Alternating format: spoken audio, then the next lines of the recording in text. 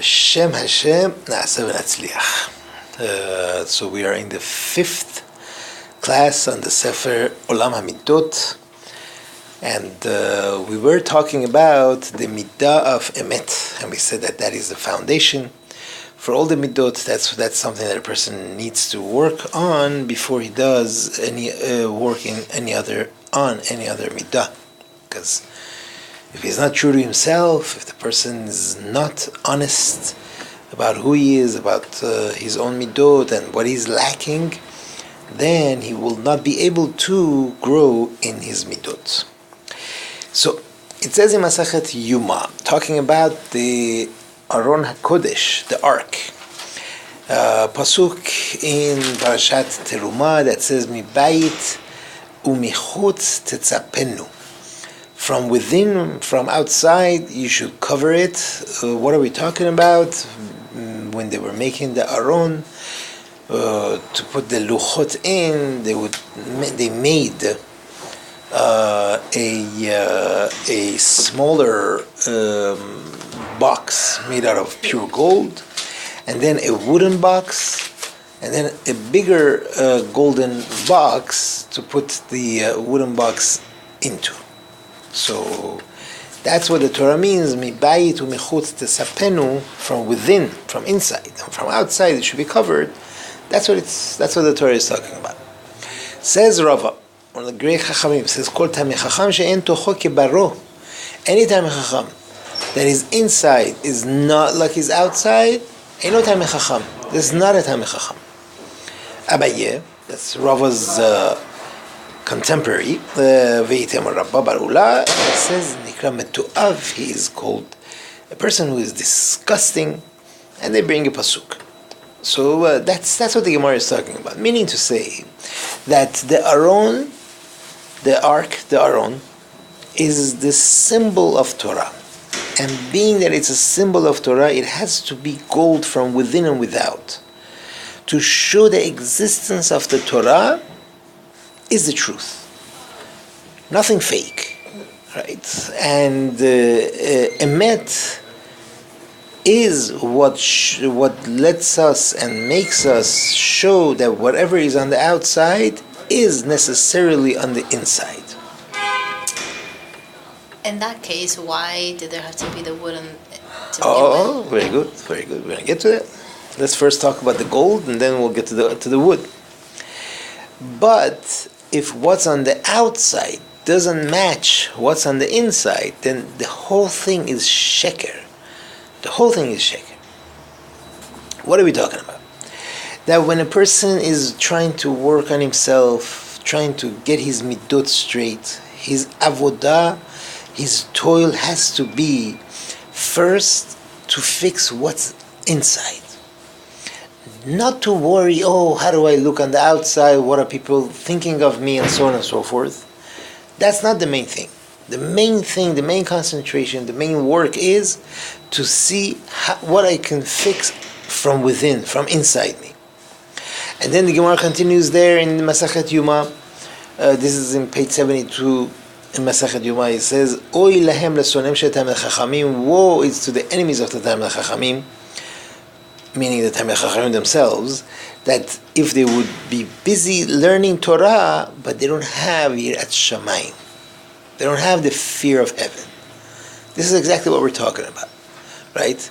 That the Torah that they're studying, that's a gate through which they could get to their Yirat Shamayim. That means within them there is a fear of Hashem, right? And then it says that if a person merited, he was able to do this, that this will become for him a portion of life. And if not, it'll, God forbid, be the portion of death. Okay, so that's what we're talking about.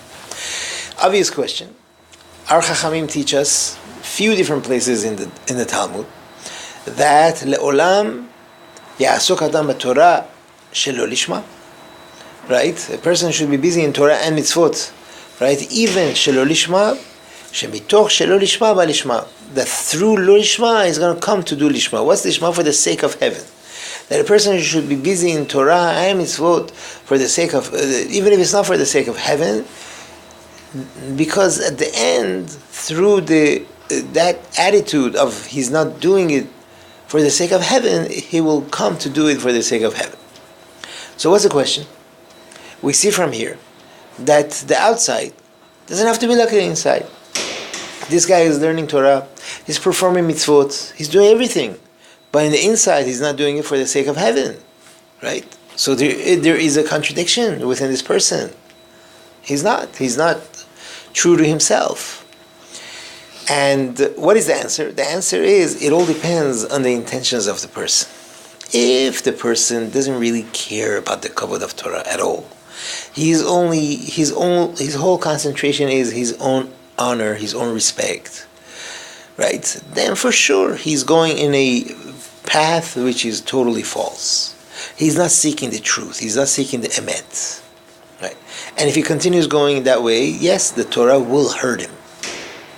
But if a person that really wants to be someone who is with the Torah in truth, it's just that right now he doesn't have that power, he doesn't have that strength, he doesn't have that willpower, that ability to study Torah L'Shem Shamayim and to do the mitzvah completely L'Shem Shamayim, but he wants to get there, right? But this person, he said, better start your endeavor, start your growth, even if it's not for the sake of heaven, start it. It's fine. You're going to get there, you understand the truth, you know what the truth is. The question is asked on this ma'amar of Chachamim that the person is le'olam, he should always try to learn Torah shelo lishma. Why is it le'olam? Always. Why is the word always, right? Just say, a person should study Torah shelo lishma. Shemitoch shelo lishma ba'lishma. Do it, not for the sake of Hashem. Through that, you're going to come to do it for the sake of Hashem. What is le'olam? The word le'olam means forever, always. They're coming to teach you. Many Ba'alei Musar say this. Zechron Libracha, Rav Bobe said it. He says, they're coming to teach you. You want to be successful? Right? This is necessary for a person to be successful. Right? You need to start from the madriga, from the level, from the step of Shelo Lishma. Because you will not be able to jump to the step of Lishma right away. It doesn't go like that. It needs work. You have to go step after step after step. And this is the way a person gets used to it, picks it up, and he does it. So the truth is, according to this, the lo lishma is really lishma, because from the beginning you're stepping on these steps to reach the lishma, to reach that level of being able to do this for the sake of heaven. And that shows his intention.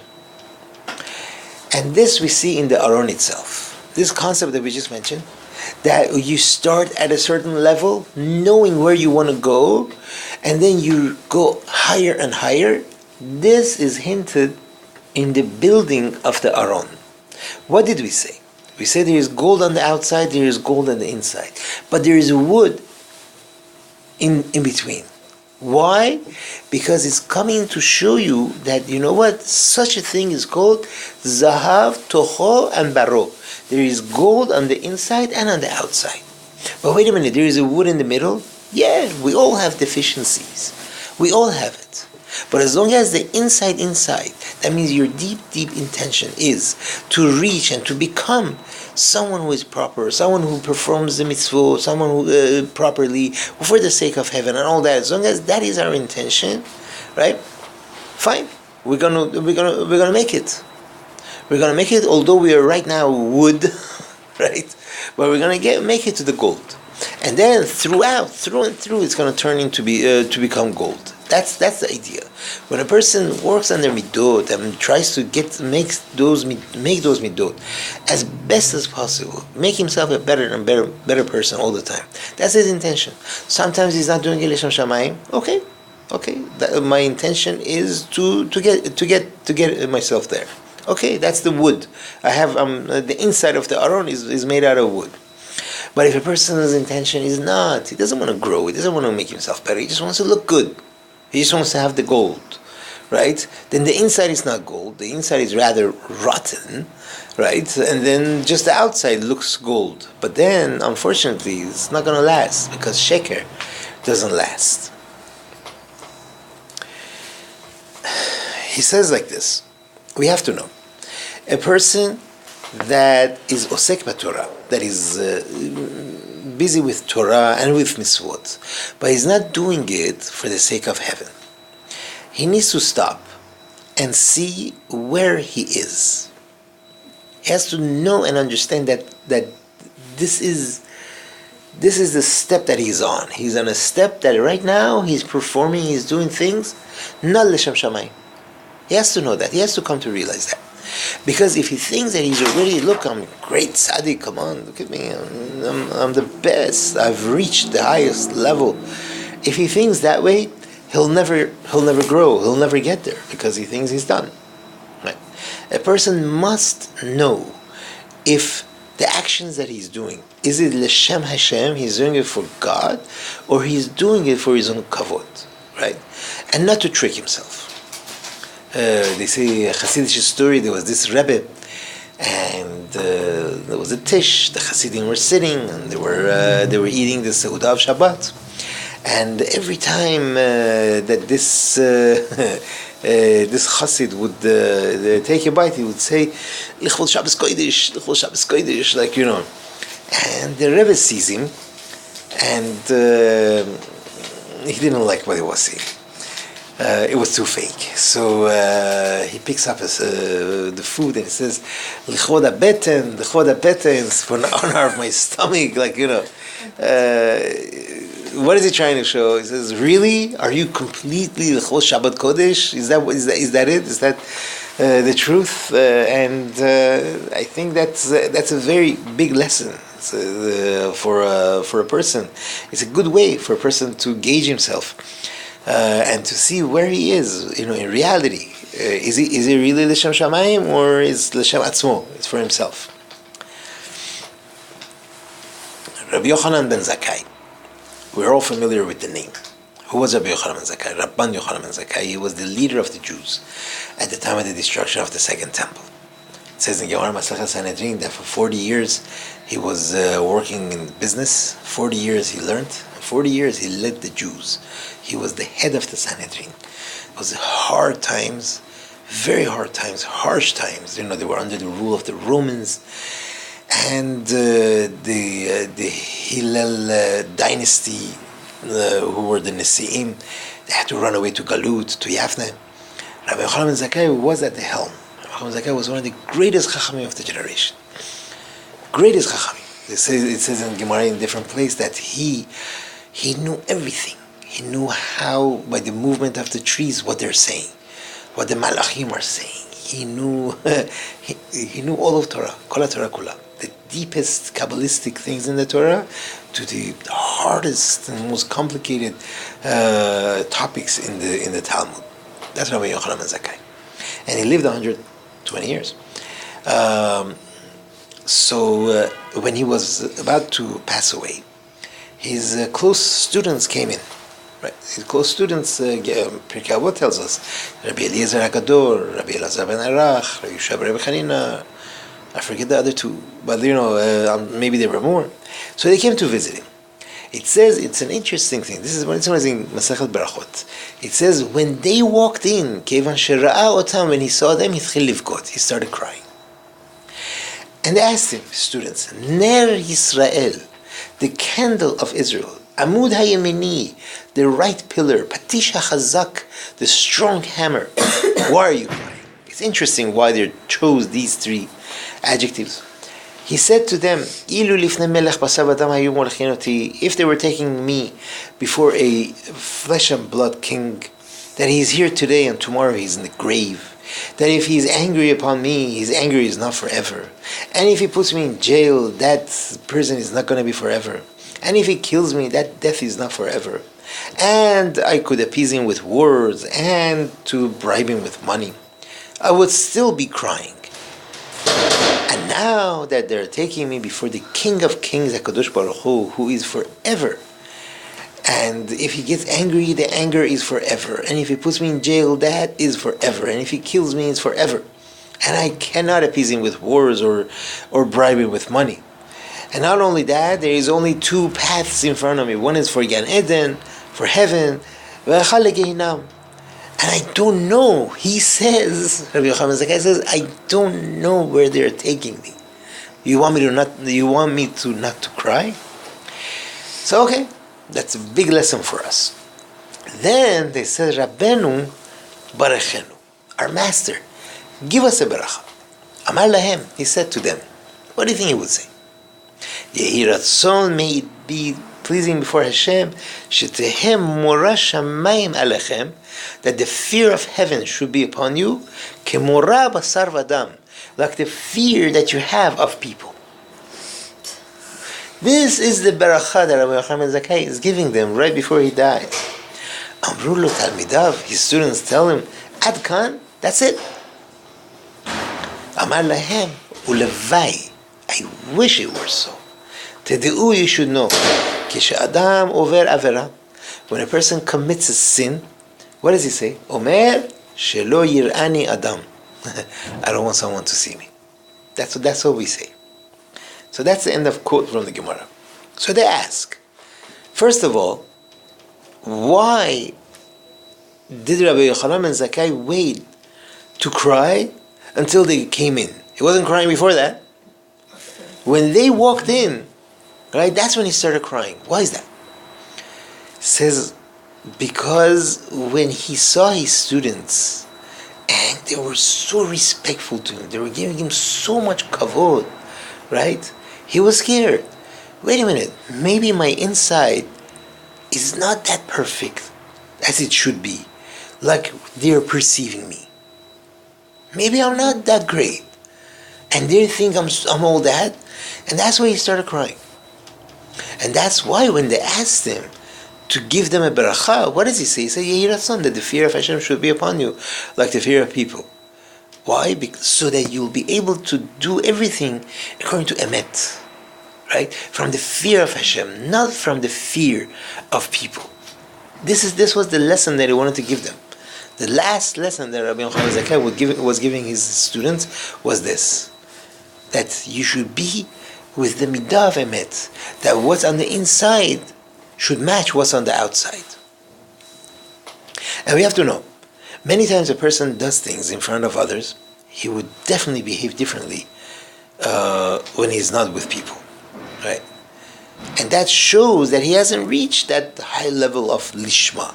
Fine. You remember last week we said we're learning Musar just to see where it should be, not that this is where I should be right now.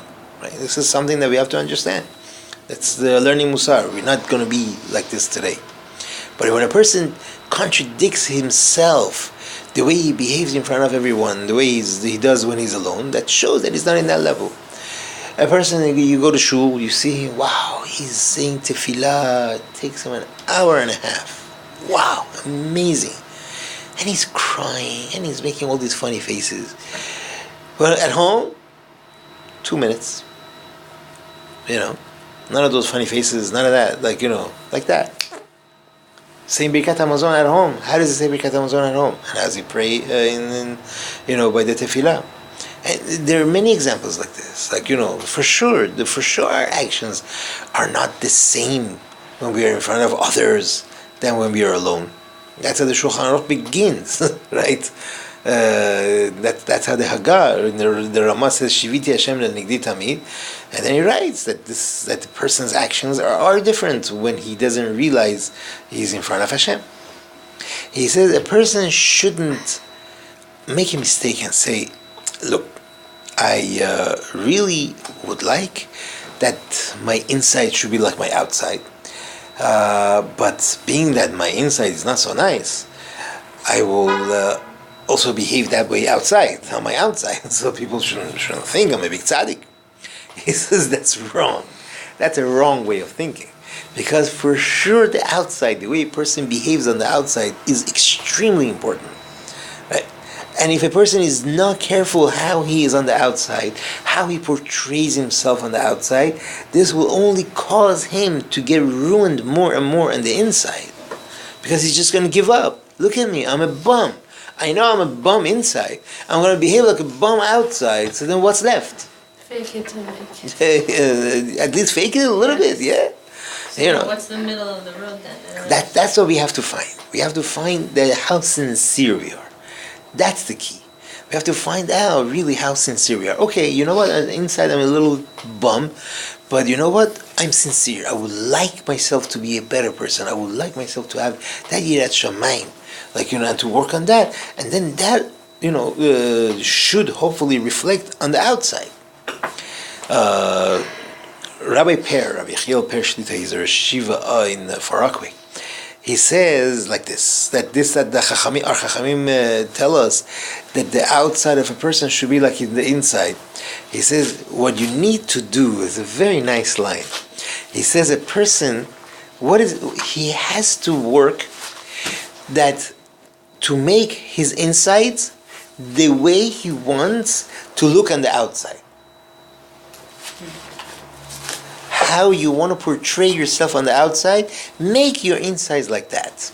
Our Chachamim didn't say that your outside should be like your inside. That means to make your outside look like your inside. No, that's scary. That's not what we're talking about. Right? We need to make, right, the inside the way we would like the outside to portray. He says, okay, in our example that we said about the tefillah, that the person, he does pray. He takes him a long time to pray in the Beit Knesset. Fine, very good. He has a lot of kavanah and everything. Very nice. Continue praying for a long time and everything. Mitoch shelo lishma, ba lishma. He says, but next time when something happens and a person wants to pray alone, just remember how you did it in front of everyone else in the shul, and do that when you're all alone. That's the key, right? And that's the beracha of Rabbi Yochanan and Zakkai, right? That they should remember all the times, how would I act when I know people are watching me? And now that I'm all alone, how will I act? Knowing that I'm sitting, standing, laying down in front of the King of the Kings, HaKadosh Baruch Hu. They say sometime once in Radin, where the Chavetz Chaim lived, Talmid Chacham passed away, and they didn't make enough eulogies as it was deserving him. And the students in the yeshiva were like surprised. Why? What's going on? What happened? So Rav Naftali Trop was a yeshiva. After the Chavetz Chaim passed away, he was a yeshiva. He gathered many of the boys of the yeshiva. He said to them, look, I know what you guys are thinking, but you have to know, you can't judge people. We're not here to judge. Sometimes a person seems like a small person, but in reality, he's really a great person. Sometimes a person is not such a great person, and people think he's a great person. He says, I knew the Chavetz Chaim. I spent years with the Chavetz Chaim, and I saw him in many different occasions, how he behaved in public and in private. I never ever saw a contradiction in his behavior. That's a true gadol. That's a gadol hador. Right?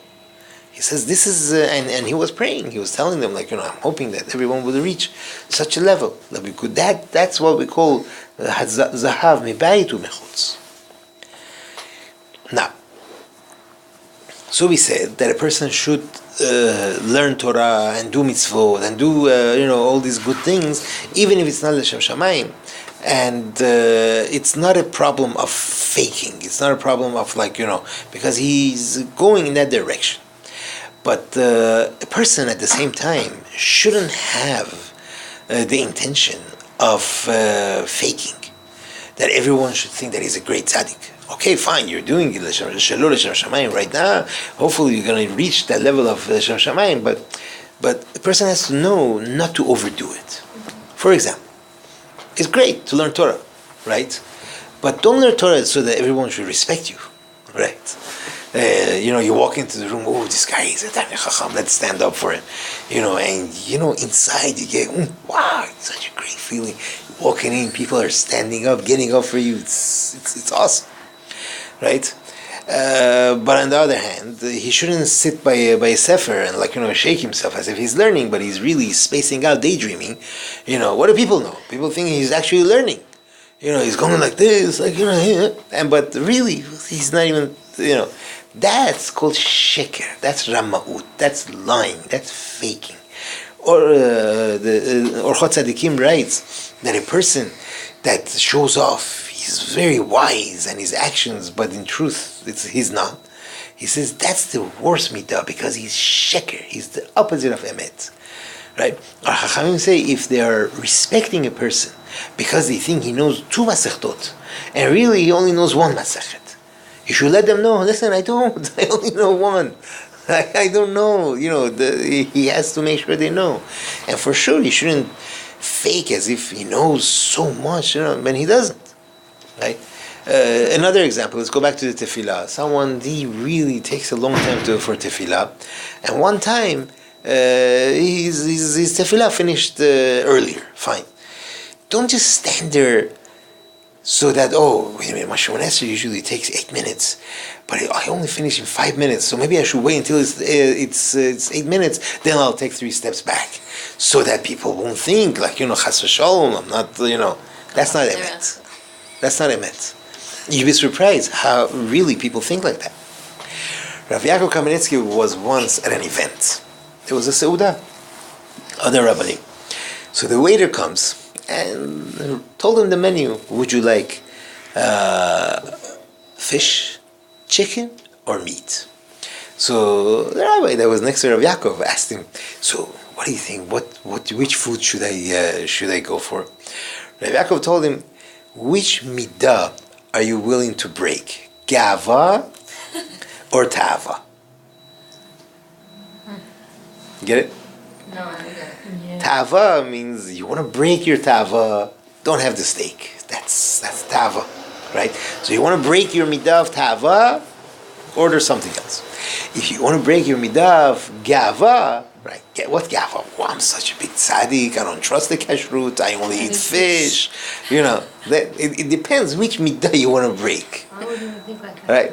You know why he said that? Because he asked such a question. Why are you asking this question? Why would you ask what? Right? Because he asked the gadol such a point. He was also a rav, and what are you asking? You want what do you want to eat? What do you want to eat? Like, are you going after your tava? You want to break your tava? The way he worded it, Rav Yaakov was very, very, very wise. The way he worded it, like, which midah you want to break? You want to break your midah tava or gava? That's what it is. Sometimes a person fakes it. I'm such a big tzaddik. I'm very careful in kashrut. No, just bring me fish, Okay.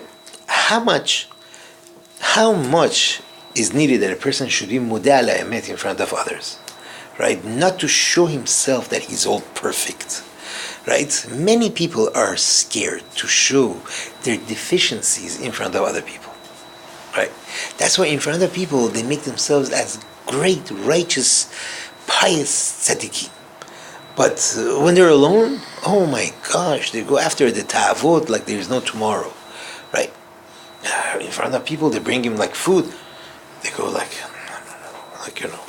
And then when they're home, they're eating like there's no tomorrow. They just came out of a drought. It's the Persian thing. Okay. So he says, such a person that does this, for sure, the inside is not like the outside.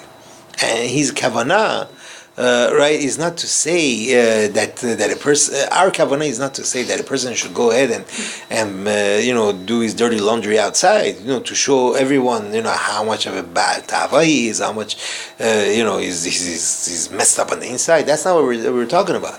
Like a person should be ashamed of these things. Like Rav Kahana says, "Chatzif alai man de mefaresh chataeh."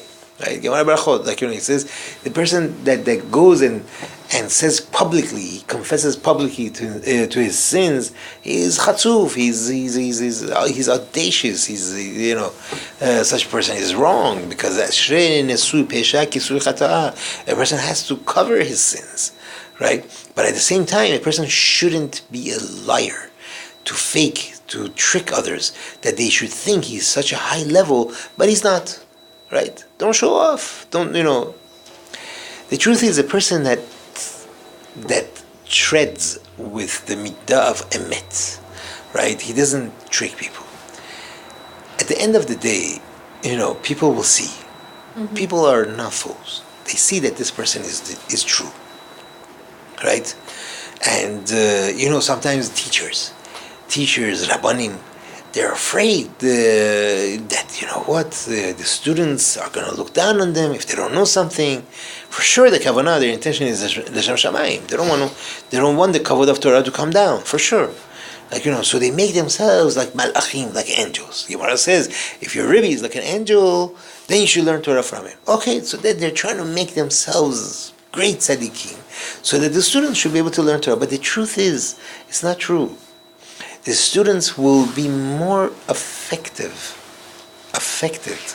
when they see that the Rebbe is always sticking to the truth, right? That's a malach, right? He doesn't know. I don't know. I don't know. Just say I don't know, right? That's a good question, like that. I don't know, because they see, sometimes when they think that this guy, he's a malach of Hashem, then that creates even a distance. That creates a distance, and they think, where is he? Where are we? I'm not, this guy doesn't have a yetzer hara. He doesn't even connect with me. I can't talk to him. But if they see, no, he also has certain deficiencies. He also doesn't know. He also makes mistakes. And he admits to them, and he says he made these mistakes. Then he sees everybody has a battle. Everybody has to deal with the Yetzer Hara. That's very, very important, And if he fakes that he's always a big tzaddik and he never makes mistakes, then chas v'shalom, when he stumbles, that's the chilul Hashem, right? That's the chilul Hashem. That shows that. But if he doesn't show him fake it as if he's a big tzaddik. He sticks to the midah of emet. It's okay sometimes to make a mistake. It's okay sometimes to say, I made a mistake. I'm sorry. The shiur that I gave you yesterday, it was wrong. Okay, someone told me that it was wrong. It's okay to do it. It's perfectly fine. All right, Bezrat Hashem. The next piece is a little bit bigger piece, so we're going to Bezrat Hashem do it for next time. Thank you. What is it? Okay. It's going to be talking about small things. A person shouldn't think I'm going to do great things, big things, and that's what makes me a perfect person. No. It's paying attention to small things. That's Bezrat